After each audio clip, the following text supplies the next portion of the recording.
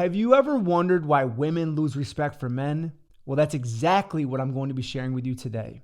Welcome back to another episode of the Awake with Jake show. On today's episode, I'm going to be dropping in and sharing with you 5 reasons why women lose respect for men. Now, as a little disclaimer here, this episode is not to shame men. And women may watch this and think, oh, I knew it was all the man's fault. I knew it was everything he was doing wrong. And although he may be contributing to this, so are you. And women in today's world have really become very nitpicky and controlling and critical of men. And I am not encouraging that here. So I'm encouraging all women that are going to listen to this to really look within yourselves and ask, what pain are you holding on to towards men that is causing you to be that type of way? Okay? Now, before I start dropping all this heat on men, because I'm going to be dropping some heat because there needs to be some accountability here, it's really important to know that I'm coming from a place of tough love because I've been in just about every one of these situations that I'm about to share with you, okay? So the first reason that women lose respect for men is because men become very indecisive and passive in the relationship. And the reason why I'm saying become is because they typically don't start out that way. Men typically start out as courting and pursuing and leading the relationship, making plans. But as the relationship goes on, he starts being passive. He gets lazy and complacent, and he starts making his woman make all of the decisions. Well, what do you want to do for dinner tonight? I don't know, you choose. And they go back and forth all damn day long. So he's not really stepping up and taking the lead, taking initiative, being the leader in the relationship. So this actually pushes her more into the masculine role of the leader and decision maker in the relationship. Now, I'm not saying women can't lead or make decisions, but it just so happens to be that I believe the masculine role and responsibility in the relationship is to take the lead, to make decisions, to make plans. Most of the time. That's not saying a woman can't do it or shouldn't do it. Most of the time, when a man is clear and decisive, he makes plans, it allows a woman to just rest in her feminine energy. It means that she doesn't have to step in and be executing all of the plans and coming up with all the details, and every single little freaking thing that she has to do overwhelms her. So you really have to understand that as a man, your responsibility in the relationship is to be decisive, to take the lead. Do not put all the decisions on her to make, because when you do this, it will overwhelm her nervous system and put her into a masculine role, okay? Number 2, he is too emotional. This is one that gets a little bit confusing for some people because they think, well, men should show emotions. And I agree with you to a certain level. But when a man is too emotional and he loses his masculine frame, what I call, then he will lose the respect of his woman. If he becomes more emotional than she is, then how can he protect her? Women are hardwired to seek a strong man who is grounded and clear and logical, who can make decisions and problem solve. This is how we've evolved over thousands of years. So when a man shows a lot of emotion or a lot of feminine energy, if you will, she begins to lose respect for him. And it also begins to kill the polarity, or it puts this gap in between them because now she's wondering, can I be emotional around him? Because he can't hold me. There's no containment there, right? Once again, I'm not saying men can't show emotions, because men absolutely should show emotions and be vulnerable. But it's to the point where if you're always doing that around her and you're making her your therapist or your coach, which I know a lot of women that follow me love to coach their men and mother their men, you become like a little boy that she's just going to coddle. Oh, Johnny, you've had a bad day today. Let me pat your back a little bit and show you that everything's okay. Do you want to be a son to her? If you don't want to be that, you have to stop being so damn emotional all the time and allowing every little thing to rock your frame. Because the more shit that you allow to rock your frame, the more she loses respect for you. Once again, you can be vulnerable. You can show emotion with her once in a while. But if you do it all the time, she will lose respect for you. Women, would you agree? Put this in the comments if you do. And men, if you've ever noticed That when you were really emotional, did you notice that she was losing respect? Put it in the comments right now. By the way, thank you for watching this video here today. If you're a new follower of my work, please hit that subscribe button and like this as well so you can get notified for all future content that I drop around masculine and feminine energies, relationships, and really just bringing back the strength in men and women. Number 3 is flighty and inconsistent. Nothing is more unattractive and will lose respect quicker than a flighty, inconsistent man. So flightiness means that you'll start something and you'll stop it really quick and you'll give up on it. Inconsistent means that you're not really consistent with anything in your life, meaning that you'll start out doing something, but then you'll just kind of fade away, maybe start it again, pick it back up later on. You know what I'm talking about. Being inconsistent and flighty tells her this is not a strong leader. Now, regardless of what society wants to tell you about what feminine women want, I'm telling you right now, feminine women want a man who is a strong leader, not a controlling dickhead, not to be misunderstood here, not a dominant man who's going to rule over her.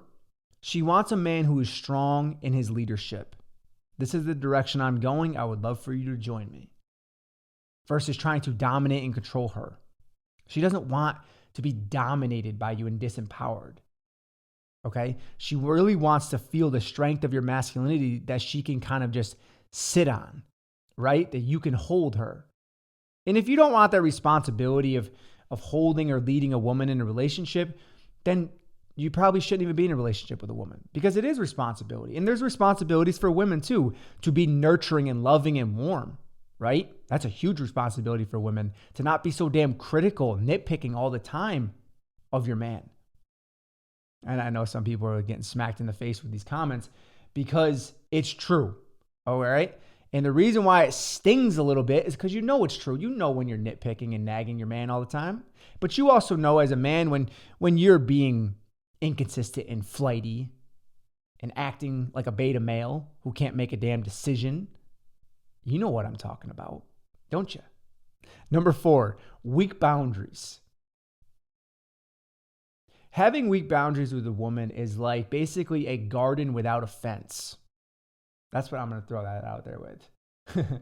Having weak boundaries with a woman is like having a garden without a fence. And what happens when a garden doesn't have a fence? All the little squirrels and rabbits and all the little shit comes in there and eats all of the garden. Nibble, nibble, nibble.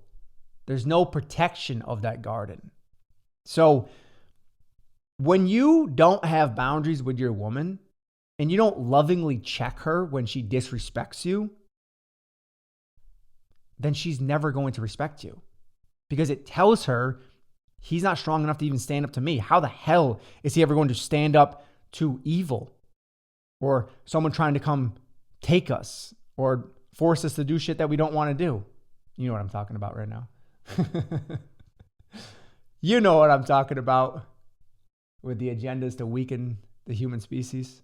We won't go too deep into that right now. So when a man has weak boundaries and he's too afraid to lovingly check her, just by simply saying, let's give an example here.